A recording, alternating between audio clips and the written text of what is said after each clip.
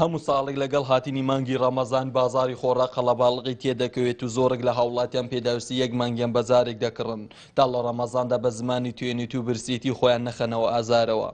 بەڵام ئەمساڵ بەهۆی قەیرانی دارایی و کەمی پارە بازاری خواردەمەنی فرۆشان شێوەی جارانی نییە و کڕیارانیشی کەمن. بەڕاستی ئەو ساڵەکە وەزعی ئابووری خەڵک کارتێکنێکی زۆری هەیە کاردێکنێکی زۆری هەیە لەسەر بازار هۆکارەکەش دەگەڕێتەوە بۆ ئەوەی کەوا دواکەوتنی موچەیە نەدانی پارەی فەرمانبەرانە بۆیە سستی کەتیتە ناو بازاریش خەڵکێکی زۆر کەتێتە ناو بازار لەوانەیە بە دووبارە ناو بازار بگەڕێت و لە دوێ شتەکان بگەڕێت بەس تەمەشا دەکەی شتەکان زۆر گرانە گلەی زیاتر لەوەی دەگەڕێتەوە بۆ ئەوەی کەوا حکومەت پارەی بە وەختێکی تاخیر دەداتە خەڵک و ئەگەر بێت و موچەکان بە زووترین کات بدرێت بازارش سستی لەسەر نابێت و فەردەی پەتادەی بە دوو نیوانە دەوێت مە عالم خێر لێ بدینی تەماتا بە 500 یا لە هەمزیان بە 550 دەوێت مە عالم خێر لێ بدینی علاجە خیاری 26 جۆلۆ تێدا بازاری دێنی عالم فەقیرە ڕەمەزانە لە هەرزان دێنم هەرزان دەمە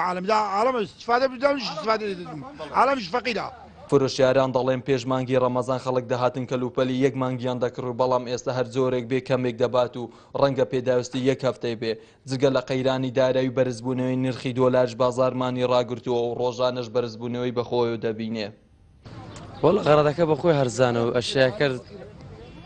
پارەکی بلێ کەمی کردووە و ئەشیاکەش دابەزیۆ لە بەرەندەمەش هەرزانمان کردووە. هۆکارەکەی چیە یعنی لەبەر چ جێگەڕین؟ هۆکارەکەی ناخوری ڕەمەزانە کەم دەخوری لەبەر ئەو مەسەلەکەیە بەنسبەت ئەوی کەش چووکی سوبەینەوەشی بلێ نییە لە بازار لە هەولێر غەڵەت فرۆشتن کەمە زەدەی هەرزان دێن لێ هەرزان دەفرۆشنیە. مەعەدە هەندێک قەیرانی دارایی هەیە و ئەو دیکە هەیە ئەشیا گرانتر بووە تەڕە گرانتر بووە هەموو تشتە گران بووە ئەدیکا حکومەت لە چییە خۆی شاردیتەوە کا لە چییە چاودێری کا چاودێری یەک چاودێریم لێت تێلێرکوانە کا تەماشای دوکان دەکەی ئەشیان هەمووی نایەتە سەرجادەی لۆ نابنەوە ژۆرێ ڕێ عالەمیان گرتیا. دو ساڵە هەرێمی کوردستان لە تەنگەشەی داراییدای ڕۆژ بە ڕۆژکڕین و فرۆشتن لە بازارەکان کەم دەبێت لە هەمان کاتیشدا بەرزبوونەوەی نرخی دۆلاریش بۆ 130,000 دینار زیاتر قەیرانە داراییەکەی ئاڵۆستەر کردووە. محەممەد جەلیل بادینان سات قەزای بەردەڕەش.